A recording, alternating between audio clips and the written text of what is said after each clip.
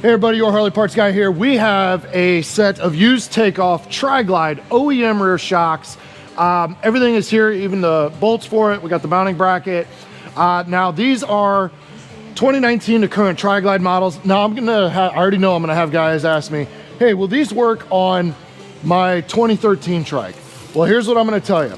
Everything will fit with the right amount of convincing, right?